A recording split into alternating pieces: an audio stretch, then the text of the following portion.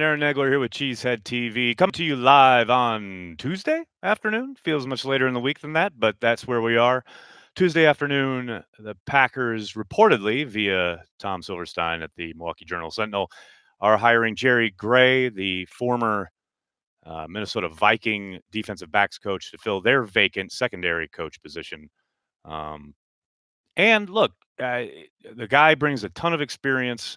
Very interesting selection from Matt LaFleur. Hello to everyone jumping in the comments section. Just want to tell you guys real quickly, don't leave your hunger on the sidelines. Tackle it the right way at Festival Foods, the grocery and tailgating headquarters of the Green Bay Packers. From their fan favorite Festy burgers to must-have game day wings and the legendary towering T-bone, Festival Foods has everything you need to make your next tailgating party a touchdown. You want more mouth-watering options? Explore all of their game day worthy food at festfoods.com/tailgating. Mr. Acoustic King, if we lose Bulaga, any chance we start Lucas Patrick at guard and Turner at tackle? I definitely think that's a possibility. It's not preferable, but absolutely a possibility. I think another mitigating circumstance there is what happens with Jared Veldheer. I could see them potentially bringing him back on a 1 or 2 year deal and inserting him at right tackle and keeping Turner at guard. But we'll see. I do think it's interesting given the fact that they did extend Patrick, and you have to think, obviously he's a great swing guy in the interior, but maybe they have designs to at least put him in the competition for right guard, meaning they could swing out Turner if they decided to move on from both Veldheer and Bulaga. But yes, I think it's definitely a chance of that happening. Hey, what's up? Aaron, how are you? Matt, I got to tell you, I'm pretty freaking good. It's been a good day. Been a start to the week. Had our last transplants yesterday of the season. If you guys missed that, make sure you check it out.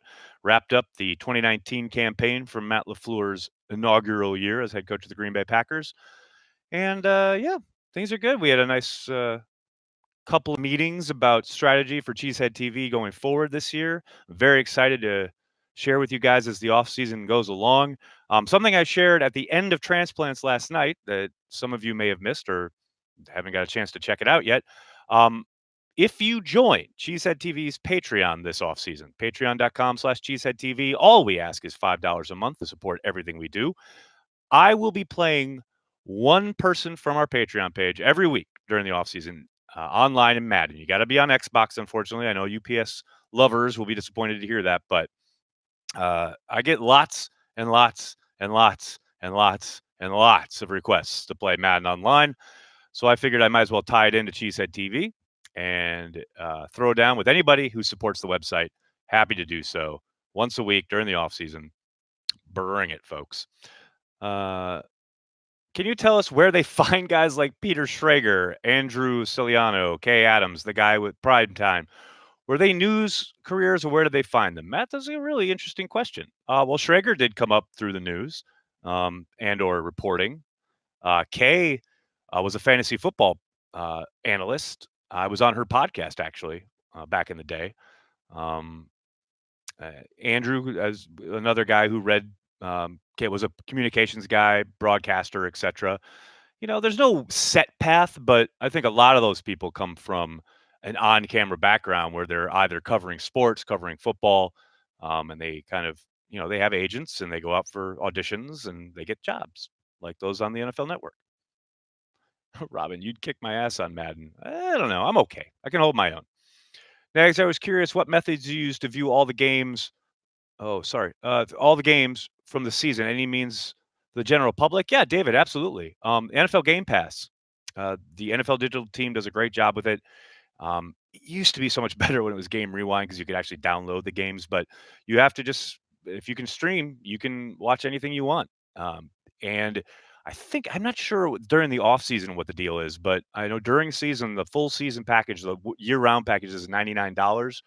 Fortunately, I get it for free because I got the hookup, but um, you can purchase it $99 for the subscription for the month. I think it's a little less in the off season, and you get not only the complete broadcast, you can also get cut ups where it's just play, play, play, play. There's nothing in between the plays, or you can get the coaches tape. So yeah, absolutely available to anybody who wants to go to NFL.com/Game Pass. Saul, thank you for the super chat. You think Gray could help our secondary improve? I think that's the hope, right? He definitely brings a wealth of experience. He did play in the league. Um, he did a good job in Minnesota. I know they had a rough year at corner this season, but I think for the most part, his entire tenure, if you look at it in Minnesota, I think he did a pretty damn good job with their secondary. I'm interested to see his effect in Green Bay, especially at the safety position. Um, Savage definitely tailed off towards the end of the year. Hopefully, he can right that ship. Luis Patino, thank you for the super chat. Do you think Packers will offer for Austin Hooper? I doubt it. Now, that doesn't mean much of anything sitting here late January before we get a look at what the landscape actually looks like as far as who they re sign themselves, who gets tagged, and who is actually available come the start of free agency. But sitting here right now on January, what is it, 27th? No, what is it, 28th? I would say probably not. Checking in from Myrtle Beach. What's up, Andrew? Thank you for all that you do in Cheesehead TV. What off-season stuff do we have to look forward to? Not so fast, my young friend. There's a bunch of stuff being kind of bandied about. Corey and I are looking at stuff. There's going to be a definite shift as far as the types of content we're giving you guys, where, and how it's delivered. As I said on Transplants, make sure you're downloading the Cheesehead TV app. It's available both on all platforms, really. I mean, Apple, Android, whatever. Um, a lot more video and podcast content coming your way. We're looking at something around the draft. Not quite sure what. Probably won't be what we did last year, which was basically just Corey and I doing a live stream of us watching the draft. We're going to be doing something a little bit more robust, possibly between here in New York and Vegas, where the draft is being held, and possibly Green Bay as well. So just be on the lookout. A lot of fun stuff coming up. Will we keep both Jimmy Graham and Mercedes Lewis? What will we do at tight end? Tavia Sanders, I think that's a question that Gutekunst is probably going to be grappling with here for the next couple weeks. I would suspect they move on from Jimmy Graham, whether he retires and or they cut him for salary cap purposes, and then bring back Mercedes Lewis, and then elevate Jay Sternberger and Tanyan into much more active roles. I thought Sternberger showed incredible promise in the little amount that he was allowed to play down the stretch in 2019. I think they have to get him on the field. Maybe not as the nominal starter. Maybe that's a job share with Tanyan and Mercedes Lewis, but they got to get a heck of a lot more of him and a lot less and or none of Jimmy Graham. I mean, that's as plain as I can put it. Now, who knows what Gutekunst ends up doing, because it seemed pretty clear he needed to move on from Graham last offseason, and he brought him back and defended the move this past offseason. So anything's possible, but I don't think there's any question that Jace was drafted to be your eventual starter. He showed promise. Get him on the field and allow him to be just that. Hi from the Netherlands. What's up? Sending over a jersey to Lombardi Avenue. Does it have a good chance of getting signed for a diehard Dutch Packers fan? If you mean you're sending it to Lambeau in the offseason, it's going to be tough, man. I don't know who you're looking to have it signed by, but the players aren't going to be around 1265 Lombardi until now, the beginning of the offseason program, which won't be until after the draft, late April, early May. So, and even then, when the guys are in the facility, I think the chances are iffy at best.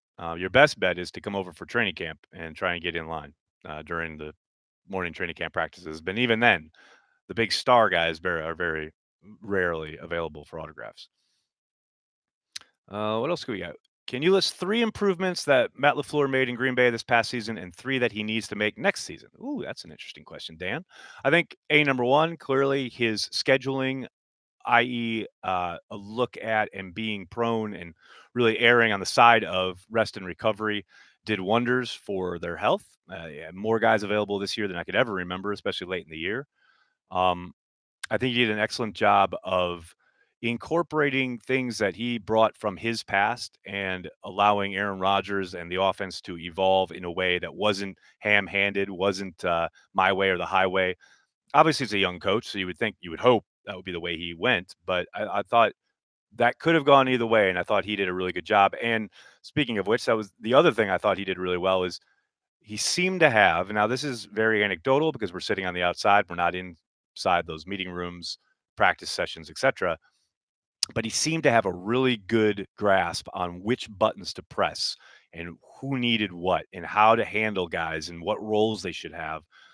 That's not an easy task. Bill Parcells is one of the best to ever do it, and he was probably the greatest at knowing what buttons to press with his guys.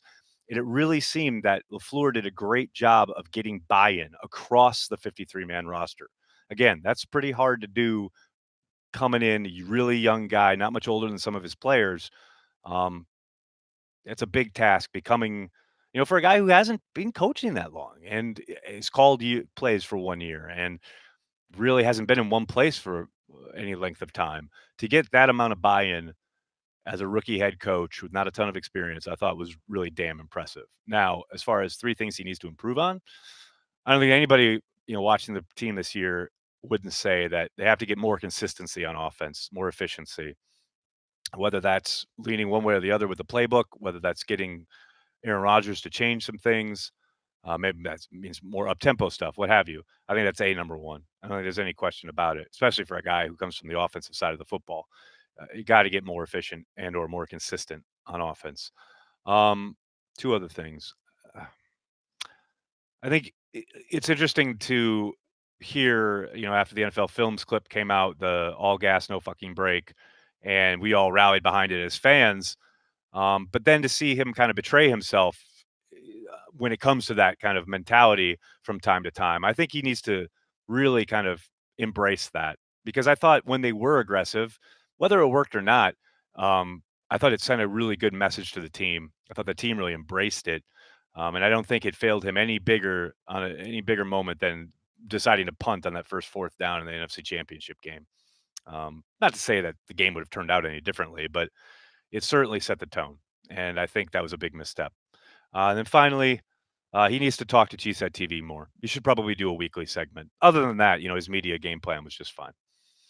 What would you suspect their plan for Bulaga? What would you suspect is their plan if Bulaga cannot be retained? We talked about it a little bit earlier, but I think Valdir is probably your safety valve. Sign him to a 1-year deal if possible, maybe a 2-year if they insist on it. And then draft. They got to draft somebody. Maybe not a premium pick. They've done a really good job of kind of developing guys throughout the years later in the draft. But yeah, I don't think I'll be surprised if they pay top dollar for Bulaga. And that's not to say they won't open up, the purse strings for him a bit. But I don't think there's any way they can pay him market value for what he could get out of the market. And if that's the case and he wants to get that money, I think he'll be gone. Do the Packers address cornerback in the offseason? Doesn't seem like there's much depth after Jair and Kevin King. Well, that's one of the reasons I keep saying I think they bring Tremont back because you haven't seen the development out of Josh Jackson that you would have hoped.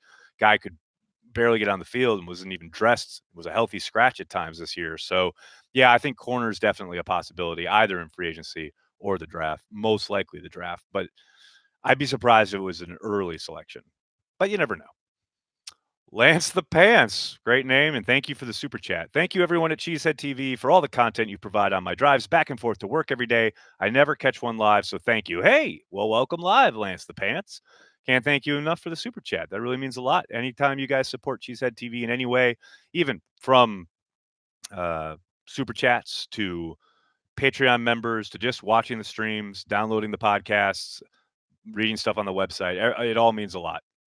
Especially now the off season's upon us and Packers news kind of slows down and it's all draft talk and free agency conjecture and we got is each other at this point because the team is disbanded and gone their separate ways. So it's good to have like-minded folks to talk to throughout the off season.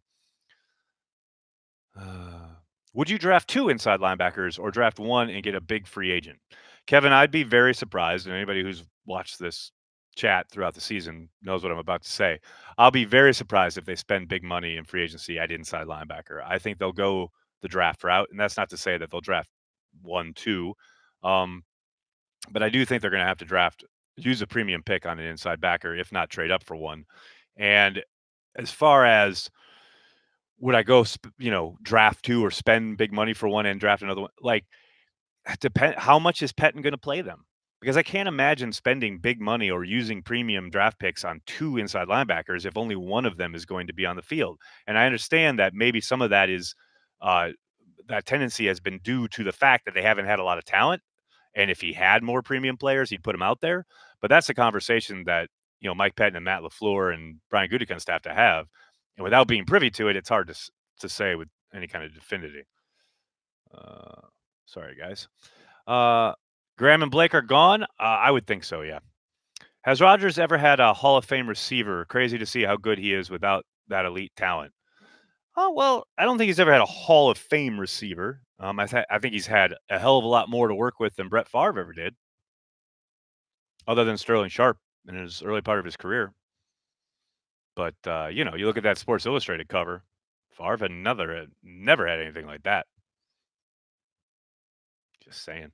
Who are the free agent middle linebackers they could go after? Steven, free agency questions are always fun this time of year, but as I always say, anybody who's watched me over the years knows that right now it's such kind of all up in the air as far as who is actually available, right? I know people love going through their free agency lists at this point of the season, but you fast forward to, a couple weeks before free agency, and those lists will look totally different as guys get franchise tagged, as they get transition tagged, as they get re-signed by their clubs. So I'll probably leave a lot of the free agency speculation till a lot closer to the actual opening of it.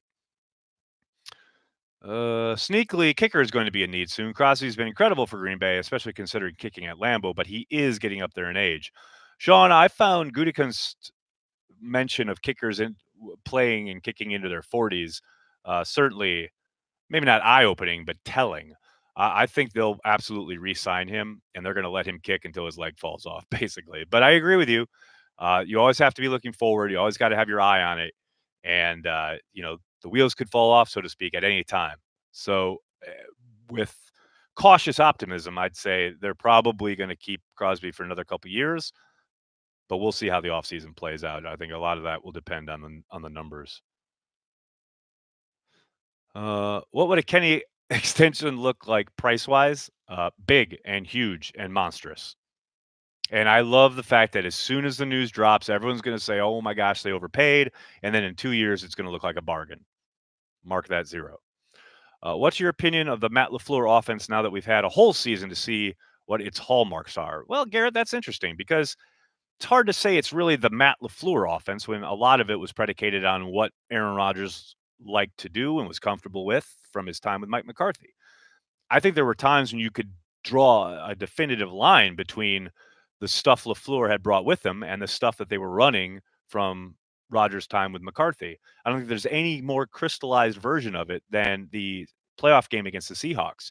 You see in the first half, they're running tons of condensed formations, lots of orbit motion with Irvin and uh, running the football, lots of kind of misdirection, blah, blah, blah.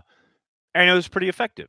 You get to the second half, they come out in the spread formation, static, just like we saw under McCarthy, and they stub their toe and they go 3 and out, and they're off to the races, so to speak. So I think they need to lean more into the stuff that LaFleur brought with him, and the stuff that Hackett brought with him, and away from the McCarthy stuff.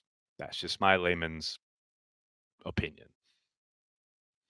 Do you want to see Swerve and Irvin back in green and gold? Martin, 1000%. I thought he brought a real dynamic presence to the offense and was a really solid kick returner. I don't think he's ever going to be a dynamic, game changer, but I think he definitely helps the offense. There's no question about that.